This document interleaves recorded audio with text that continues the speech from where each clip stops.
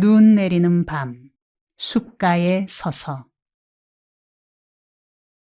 청계천 빈민촌에 들어온 지 언 1년이 지나갔다. 나는 그간에 이루어낸 일들을 살피며 만족스럽게 생각했다.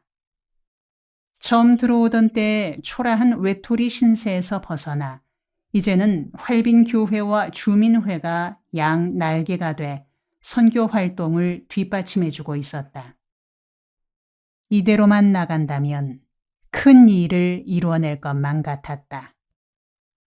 그러나 밖으로 나타나는 발전과 달리 안으로는 심각한 문제들이 자라고 있을 줄은 생각조차 못했다.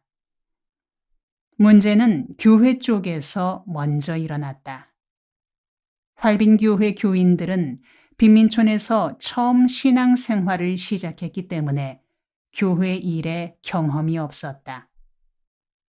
교회에서 관리나 행정을 맡길 만한 경험 있는 일꾼들이 없었다. 그 중에서도 가장 곤란을 느낀 것이 재정 관리를 맡을 마땅한 교인이 없다는 점이었다. 교회가 처음 시작되던 때는 헌금이래야 고작 400~500원에 지나지 않았으나 교인 수가 점차 늘어나고 교인들의 신앙심이 터가 잡혀나가면서 헌금 액수도 늘어났다. 나는 교인 중에 그런대로 성실해 보이고 셈이 밝은 사람에게 재정 관리를 맡겼다. 처음 맡았던 사람은 고물 수집상을 하는 이 씨였다.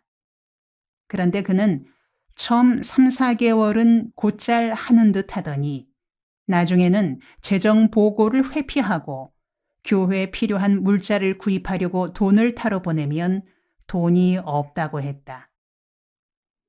어느 날 재정장부와 현금을 맞춰보고 나는 그가 헌금을 들어오는 대로 써버린 것을 알았다.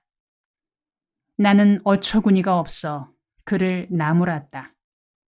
어쩌려고 하나님 돈을 개인이 그렇게 썼느냐고 추궁하자 그의 대답이 걸작이었다. 전도사도 예배당 돈 쓰는데 나는 쓰면 안 되란 법 있나요? 나는 그의 당당한 말에 할 말을 잊고 그냥 장부만 회수하고 말았다. 다음 주일부터 그는 교회에 나오지 않았다. 돈도 잃고 사람도 잃은 셈이었다. 이런 일을 겪은 후인지라 이번에는 민주적으로 한답시고 교인 전체가 투표하여 헌금 담당자를 선출했다. 당선된 이 일꾼은 건축업에 종사하는 최 씨였다. 실상은 공사판의 10장 정도였지만 동네에서는 건축업자로 대접받고 있었다. 그러나 최 씨도 교회 재정을 맡은 후 헌금을 쓰고 다닌다는 소문이 돌기 시작했다. 얼마 후 최 씨를 불러 물었다. 최 씨, 이상한 소문이 돌고 있는데요. 재정 관리가 정상적으로 되고 있는지 궁금합니다. 금주 내로 장부를 정리하셔서 주일 예배 때 교우들에게 보고해 주시죠. 그리고 그 전에 정리가 되는 대로 저에게 먼저 보여주십시오. 토요일에 최 씨를 다시 만나 장부 정리가 다 됐으면 먼저 둘이서 검토하자고 했다. 그는 머뭇머뭇하더니 끝수 계산이 덜 돼 저녁에 우리 집으로 가져와서 보고하겠노라고 말했다. 그러나 그는 저녁에 오지 않았다.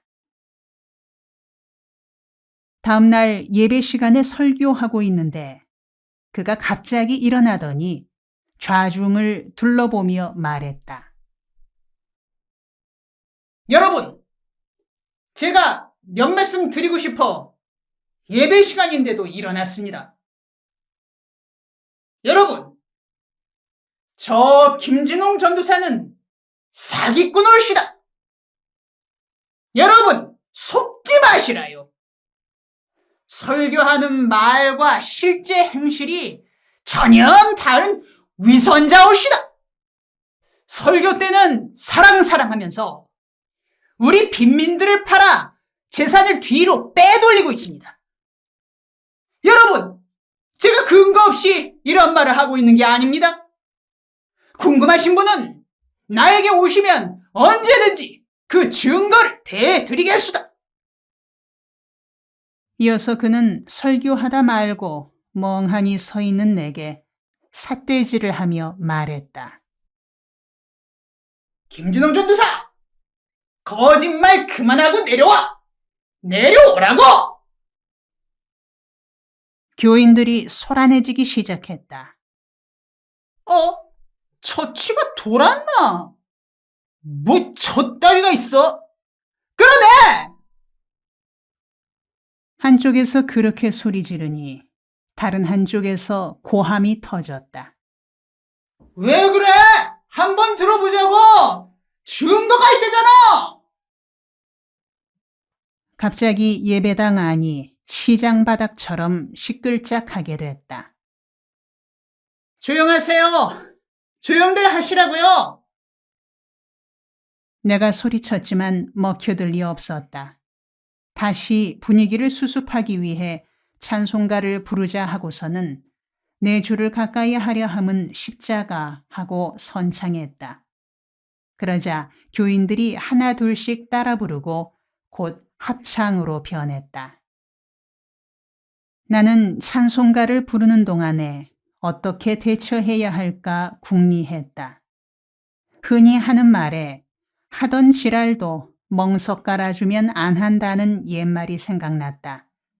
그래서 최 씨를 제재할 게 아니라 말을 하라고 부추기기로 마음먹었다.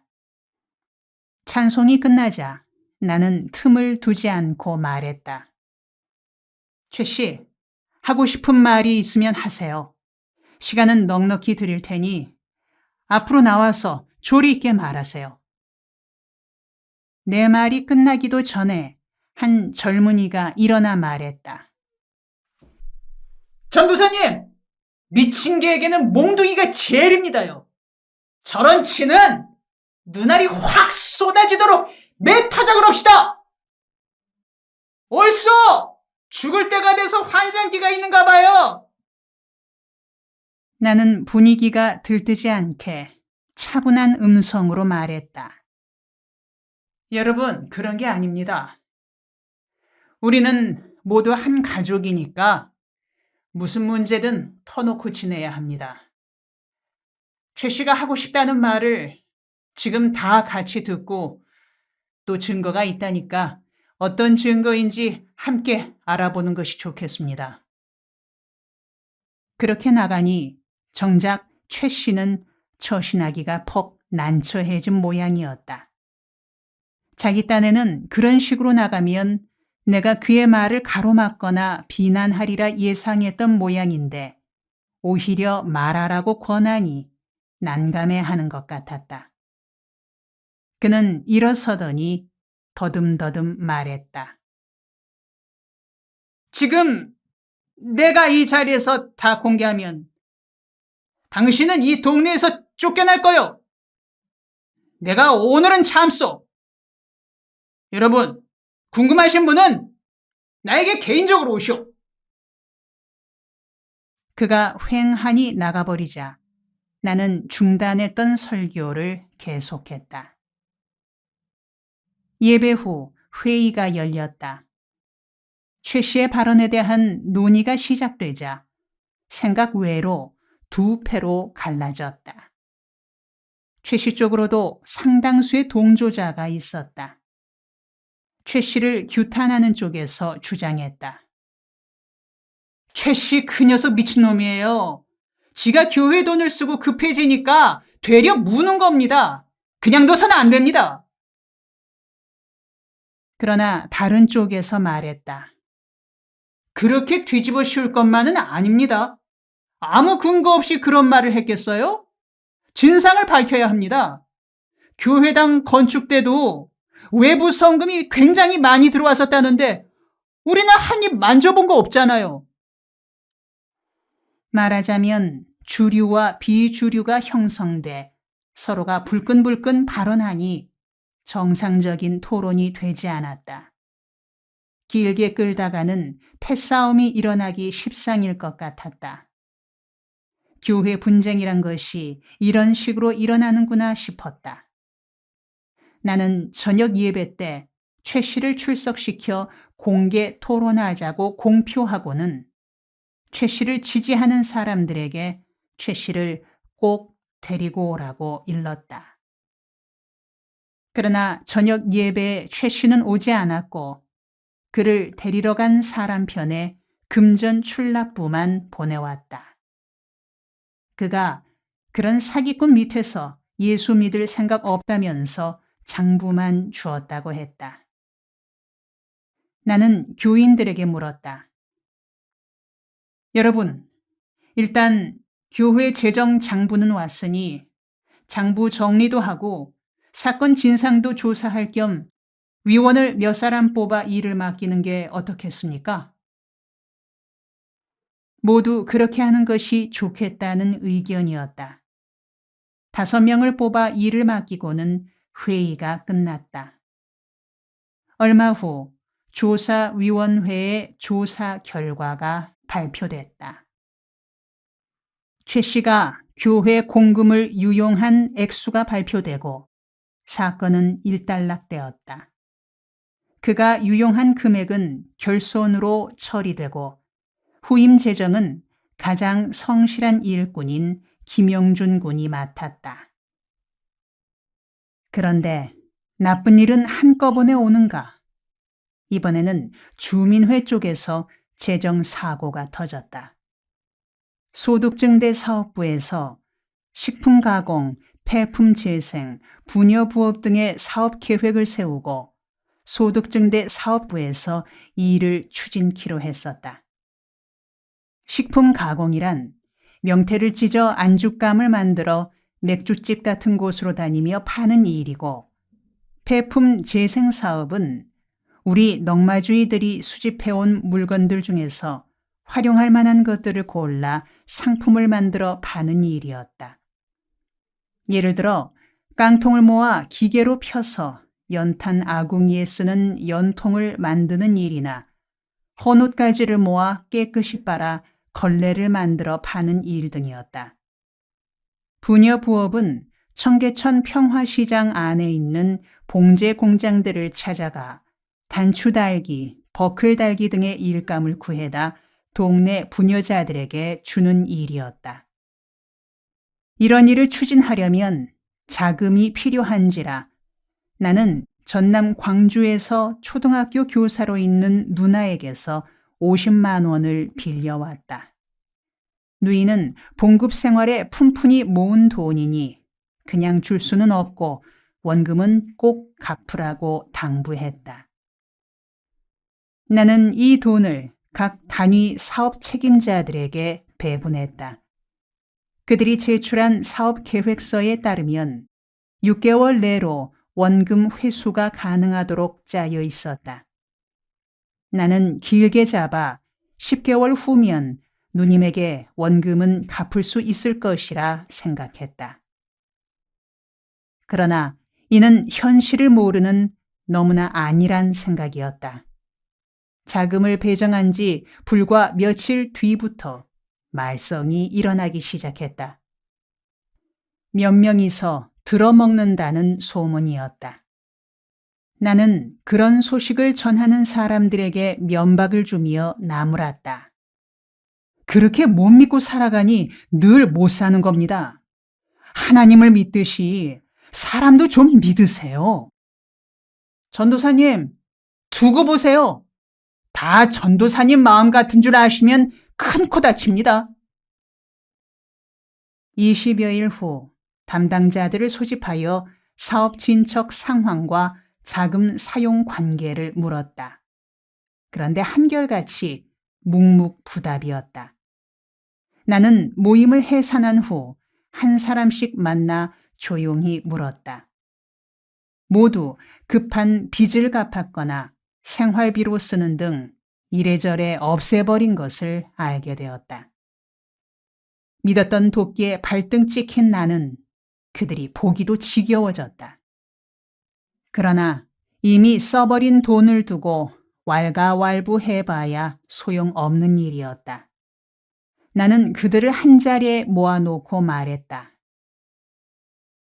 긴 말 하고 싶지 않습니다.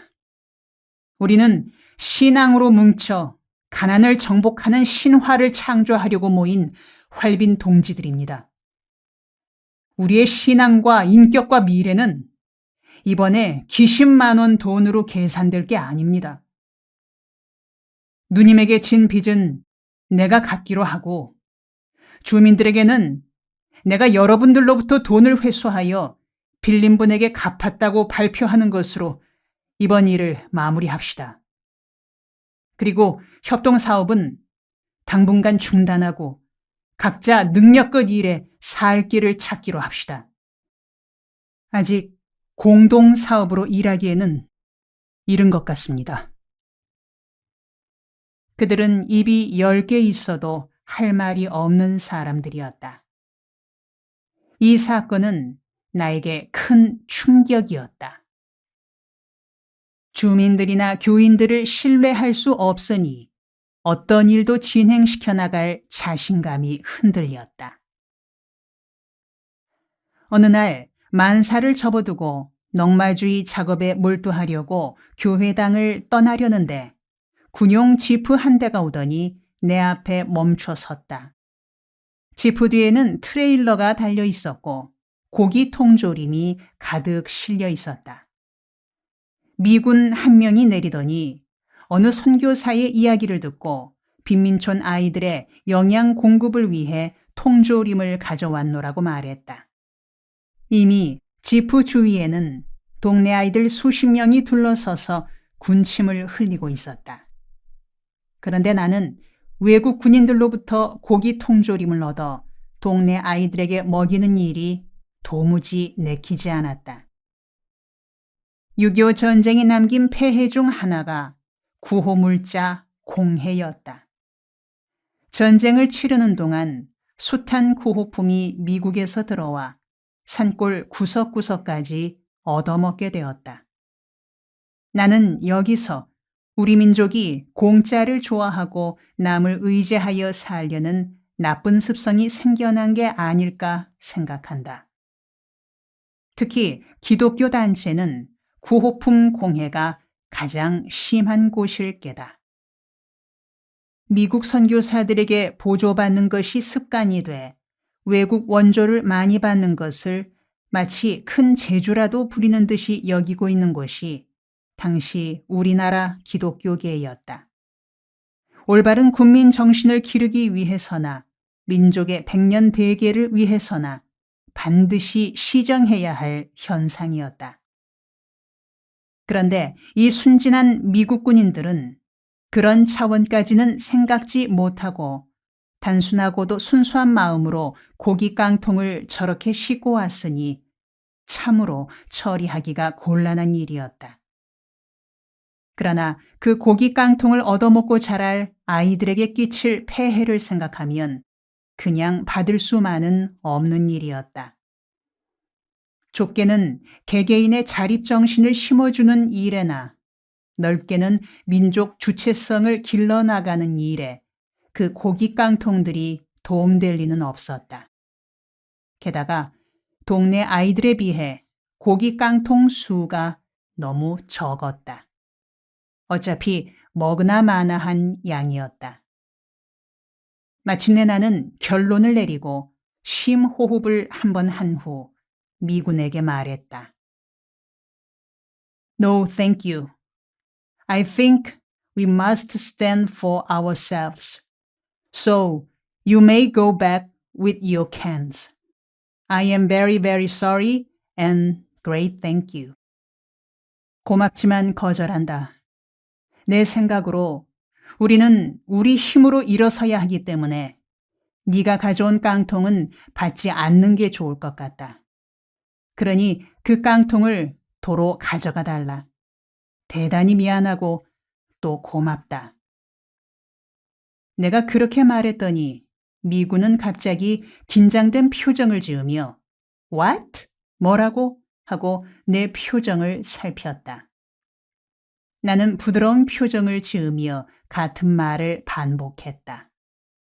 그는 간신히 내 의도를 파악했는지 고개를 갸우뚱하며 되돌아갔다. 그가 그렇게 돌아가 버리자 동네 아이들은 애석하고 아쉬운 마음을 떨치지 못하고 지프가 시야에서 사라진 뒤에도 한참이나 그쪽을 보고 있었다. 나는 아이들의 그런 표정을 보는 것이 민망스러워 서둘러 넉마주의 일터로 떠나버렸다. 그날은 종철이란 23된 대원과 조를 이루었다. 둘이서 각자 망태를 맨 채 손수레 한 대를 뒷골목 어딘가에 세워두고 일을 시작했다. 그 일의 순서는 이랬다. 우선 망태에 열심히 종이나 깡통 등을 가득 채우고 손수레에 차근차근 쌓는다. 넘치게 쌓이면 손수레를 중심 센터로 끌고 와 쓰레기를 종류별로 분류한다. 그리고 무게를 확인하고 그날 일을 끝내는 것이다. 그날도 종철이와 둘이 열심히 손수레를 채워나가는데 종철이가 갑자기 아랫배를 움켜잡은 채 주저앉으며 피지땀을 흘렸다. 너 왜 그러니? 내가 놀라 물었더니 그는 신음을 토하며 말했다. 아랫배가 당기는 듯이 아파요. 견딜만하게 아프니 아니면 심하게 아프니? 뱃속에 큰 불덩이가 들어있는 것처럼 화끈거리고 아파요. 심상치 않음을 느끼고는 택시를 불러 태우고 가장 가까운 한양대 부속병원으로 달려갔다. 응급실로 갔더니 엑스레이실로 가라고 했다. 그리 갔더니 다시 수납에 돈을 내고 오라 했다. 뱃속을 찍는 사진이라 의외로 비쌌다. 내가 가진 돈은 가슴 사진 찍는 정도밖에 안 되었다. 나는 창구에 대고 사정을 했다. 환자가 급해서 그러니 우선 사진부터 찍게 해주면 집에 가서 돈을 가져오겠습니다. 수납 창구에서 그럴 수 없다는 대답이었다. 나는 급한 마음에 엑스레이실로 다시 가서 사정했다.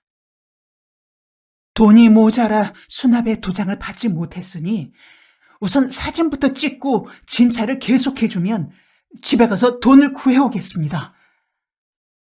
그러나 엑스레이 담당자는 그런 규칙이 없노라고 딱 잘라 외면했다. 하는 수 없이 나는 종철이를 수납창구 앞 긴 의자에 누이며 말했다. 가서 돈 구해올 테니 여기서 꼼짝 말고 기다리고 있어. 성님, 빨리 오셔. 늦으면 나 죽소. 쓸데없는 소리. 사람이 그렇게 쉽게 죽냐? 죽으려고 약 써봐라 죽나? 나는 통증으로 얼굴을 찌푸리며 숨을 몰아쉬고 있는 종철이를 돌아보며 동네로 달려갔다. 그러나 낮 시간에 동네에서 돈을 구하기란 쉽지 않았다. 돈 있을 만한 사람들은 다 일터로 나갔고 동네에는 아이들과 건달 같은 사람들만 남아있을 따름이었다. 몇 집을 거쳐 얼마쯤 돈을 간신히 마련해 병원으로 달려왔다. 그러느라 3시간 가까이 지났다. 급한 마음에 숨이 턱에 닿도록 달려 병원으로 달려갔다. 한양대 부속병원은 언덕 위 높은 곳에 있었다. 나는 숨이 턱에까지 차서 병원 계단을 올랐다. 그러나 수납 창구 앞 긴 의자에 누워있는 종철이에게로 왔을 때 그는 막 숨을 거두는 참이었다. 어깨를 들먹이며 숨을 몰아쉬고 있는 형세가 숨이 넘어가고 있는 게 분명했다. 나는 당황하여 무릎에다 글을 누이며 사정하듯 말했다. 야, 종철아! 정신 차려! 종철아, 내가 왔다! 정신 차리라니까! 그는 나를 아는지 모르는지 분간할 수 없는 멍한 표정으로 보고만 있었다. 그런 표정이 염려스러워 뺨을 찰싹찰싹 치며 말했다. 종철아, 나야 나. 나라니까! 이제 돈 구해왔으니 돈 내고 사진 찍으러 가야지! 정신 차려! 그 순간 그가 벌떡 일어나 앉았다. 그리고 두 눈동자가 한 곳을 응시하더니 외마디 소리로 토하듯 말했다. 돈, 약값, 약값! 그렇게 말하고는 고개를 옆으로 푹 꺾으며 모로 쓰러졌다. 숨을 거둔 것이다. 그가 그렇게 죽는 모습을 보자 나는 화롯불을 뒤집어 쓴 듯 열이 올랐다. 얼마 안 되는 돈에 한 젊은이를 이렇게 죽게 두는 병원을 그냥 두어선 안 된다는 생각이 들었다. 넉마주의 대원들을 불러 모아 병원을 요절내고 말아야겠다는 마음뿐이었다.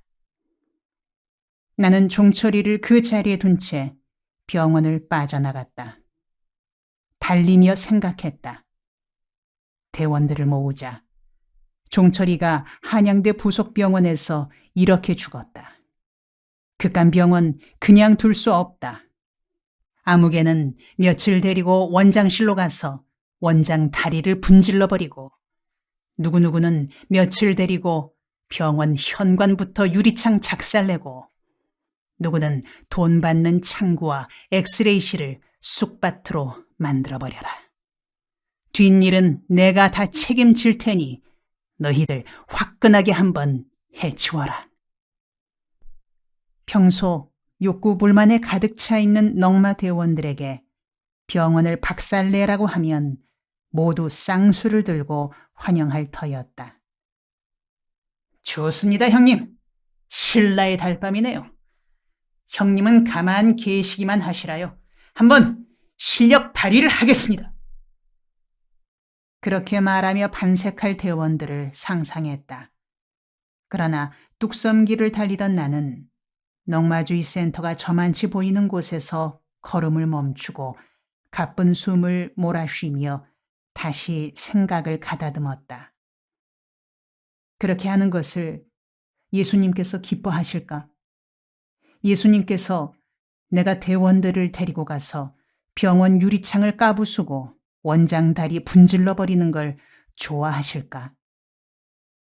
생각이 거기에 미치자 자신이 없어졌다. 예수님만은 그렇게 행동하는 것을 꾸짖지 칭찬은 하지 않으리란 생각이 들었다. 나는 갑자기 갈등에 빠졌다. 어떻게 할까? 독한 마음 먹은 김에 대원들과 함께 시원하게 한판 해치울까? 아니면 여기서 멈출까? 나는 한참 머뭇거리다가 결론을 내렸다. 발걸음을 돌렸다. 동네로 들어가 교회당으로 갔다. 교회 안 강대상 밑에 꿇어앉아 기도했다. 예수님, 저를 썩은 세상에 대하여 파괴하는 자가 되게 마옵시고 건설하는 자가 되게 하옵소서. 주님, 저로 하여금 병든 세상을 욕하는 자가 되게 마옵시고 고치는 일에 헌신하는 자가 되게 하옵소서. 나는 깊은 숨을 쉰 다음 종철이의 시신을 수습하려고 병원으로 갔다.